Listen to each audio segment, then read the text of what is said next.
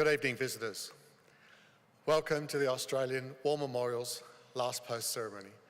My name is Craig Burrell, and joining us today from the Royal Australian Navy is Captain Bernadette Alexander. We warmly welcome Wing Commander Bob Howe, retired, representing the Air Force Association. We welcome the veterans who have served, those that are still serving, and the families that love and support them. The live stream of this ceremony is made possible by the Returned and Services League of Australia and the RSL and Services Clubs Association. We welcome members who are watching the broadcast of this ceremony across Australia.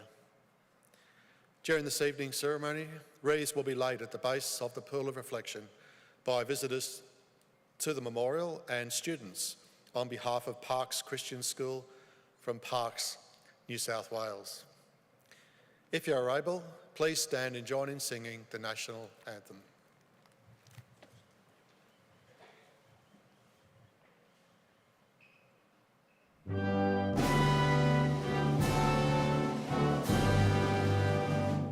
Australians, oh, let us rejoice, for we are one and free. We've golden soil and wealth for toil, our home is God by sea. Our land abounds in nature's gifts of beauty, rich and rare.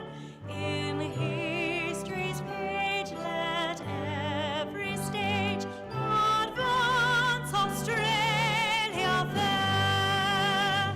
In joyful strains, then let us sing, advance Australia fair. Students and others, please be seated if you can do so.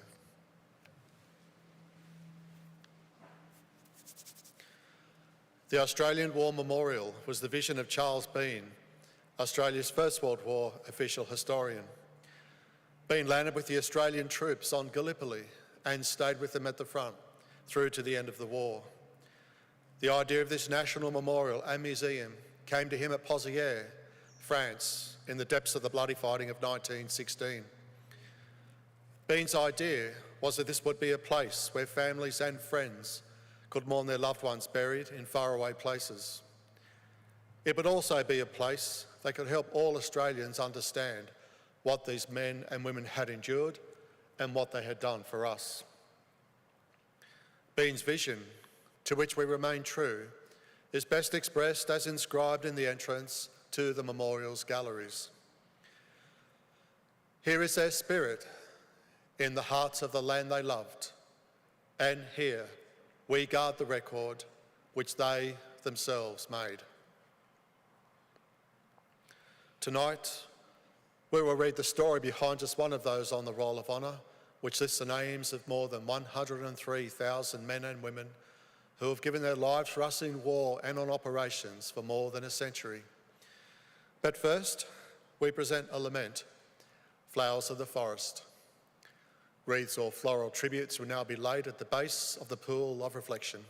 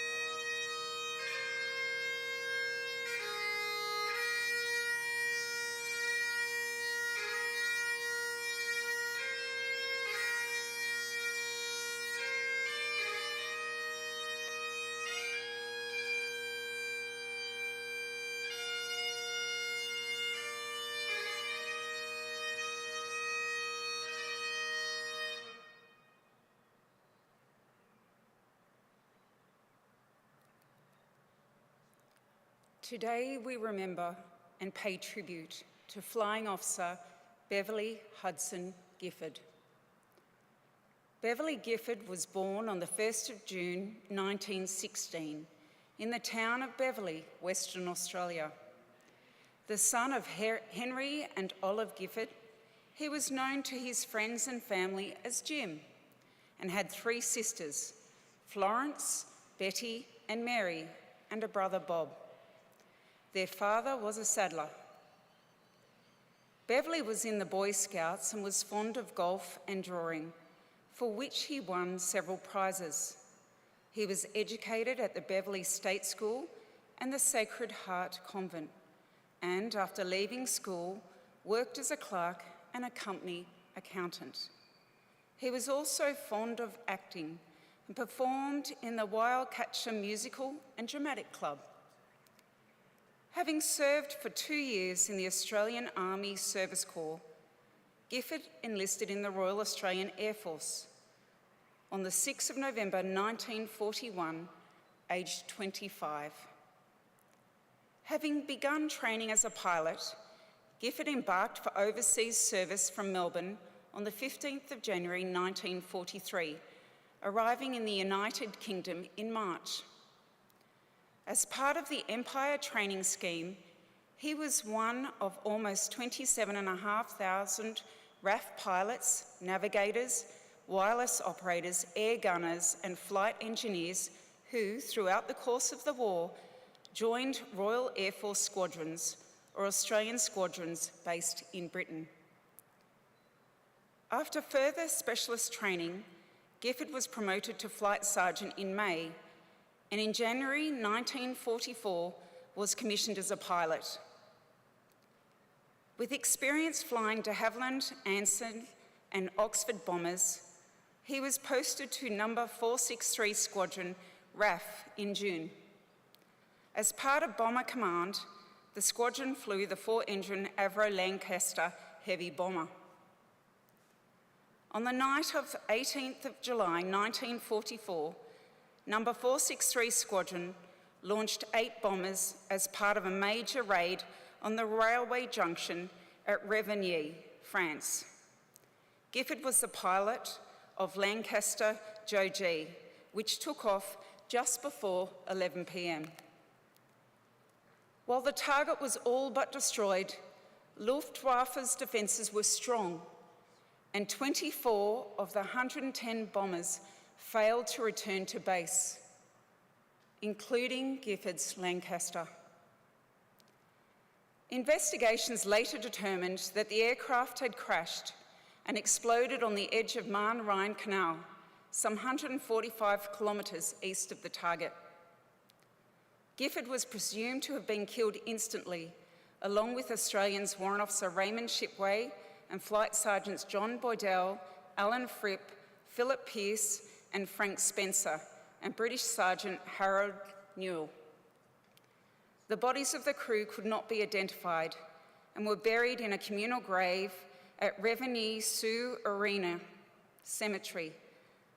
After the war, they were transferred to the Chorloy War Cemetery, where Gifford's remains lie with those of his crewmates, under the inscription, "Always unselfish and kind, a beautiful memory."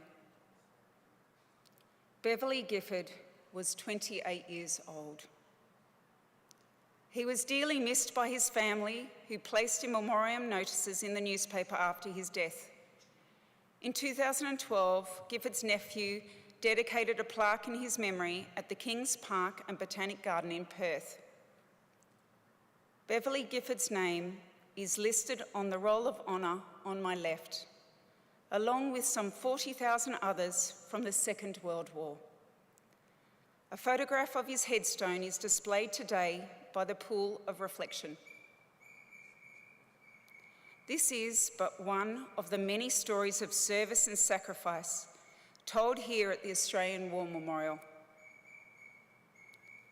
We now remember Flying Officer Beverley Hudson Gifford, who gave his life for us, for our freedoms, and in the hope of a better world.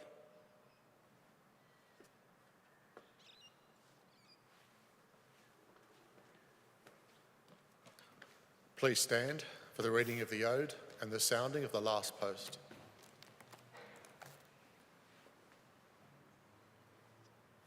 They shall grow not old, as we that are left grow old. Age shall not weary them, nor the years condemn. At the going down of the sun and in the morning, we will remember them.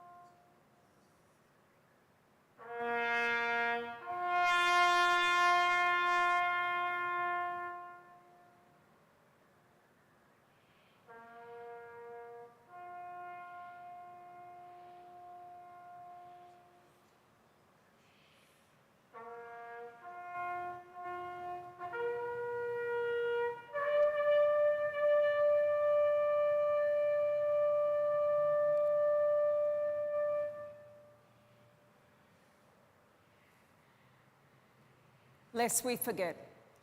Lest we forget.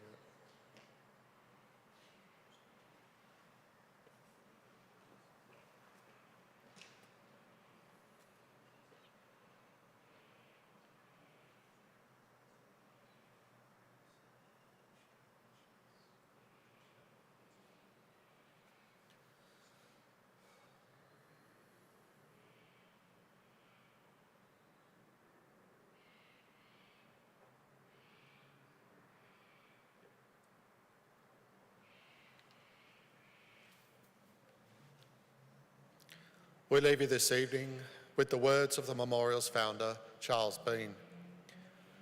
Many man lying out there at Poziere or in the low scrub at Gallipoli, with his poor, tired senses barely working through the fever of his brain, has thought in his last moments, well, it's over. But in Australia, they will be proud of this. Ladies and gentlemen, girls and boys, that concludes the last post ceremony. On behalf of the director, staff and volunteers, we thank you for visiting the Australian War Memorial today and for your continued support during the memorial's development project. We wish you all a very pleasant evening.